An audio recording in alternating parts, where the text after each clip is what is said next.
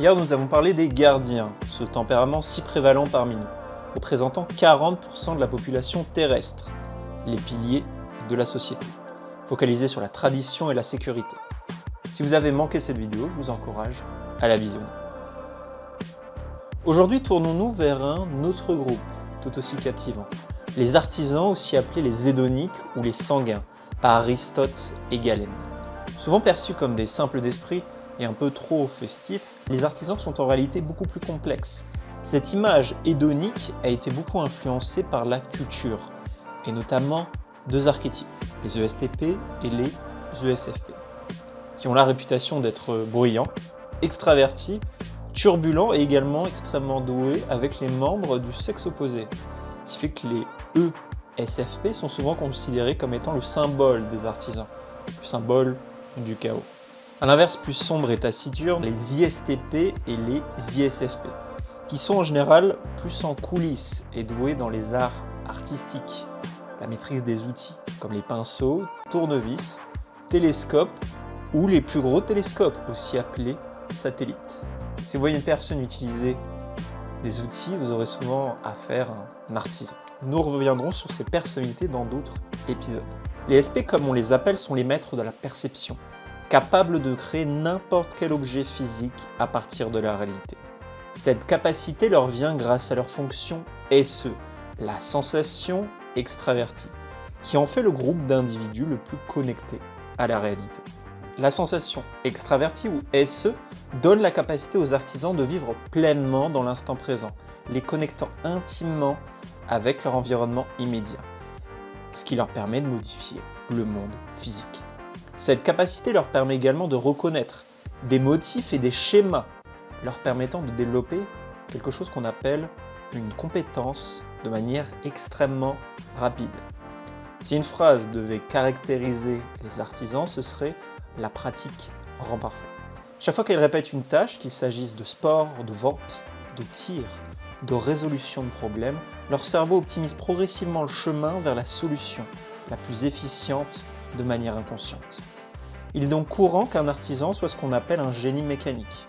Une voiture cassée, un évier bouché, une arme enrayée, un problème avec votre partenaire ou un problème dans votre travail, un artisan sera toujours là pour vous aider à le résoudre, avec l'aide de ses outils, qu'ils soient physiques ou mentaux. Les artisans excellent dans des métiers où ils peuvent directement manipuler l'environnement. Si vous avez besoin d'un plombier, mécanicien, garagiste, artiste, un maçon, un bijoutier, un vendeur, il sera très courant de voir caché sous l'uniforme ou le tablier un artisan. Cette fonction SE est également connectée à une fonction qu'on appelle NI, l'intuition introvertie. Cette connexion fait en sorte que les artisans soient fortement attachés à leur liberté de choix. Les artisans désirent profondément atteindre leur objectif, ce qui fait qu'ils érigent au sommet de leur système de valeurs leur liberté, tant choyée en tant que valeur absolue. Vous ne pouvez priver un artisan de liberté, sinon il tombera dans les ténèbres. Et si vous avez la mauvaise idée de l'enfermer, lui et ses compères, ils trouveront forcément un moyen pour sortir et détruire la porte qui les entrave. Pour interagir avec les artisans, qu'ils soient amis ou amants, offrez-leur tout le temps la liberté de choix, la capacité à innover et créer, d'échanger de nouvelles idées. Aidez-les avec leur organisation qui est quelque peu hasardeuse parfois, tout comme leur mémoire. Ces individus vivent tellement dans l'instant présent qu'ils ont tendance à perdre leurs objets, très souvent.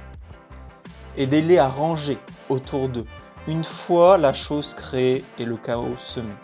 Ces petits actes qui peuvent paraître souvent anodins les rendront heureux et renforcera la confiance qu'ils ont en vous. Car ranger les fatigue énormément. En parlant d'organisation, les archétypes les plus compatibles avec les artisans sont les gardiens, leur rival organisé et bien ficelé. Les artisans et les gardiens, bien que différents, trouvent une compatibilité dans leur fonction, une sorte d'alchimie parfaite entre la création et le chaos, se mêlant à l'ordre et la discipline. C'est alors qu'un équilibre peut émerger. Vous vous sentez confus, perdu, ou vous avez besoin de conseils pour trouver des partenaires compatibles, vous pouvez réserver un appel si vous le souhaitez.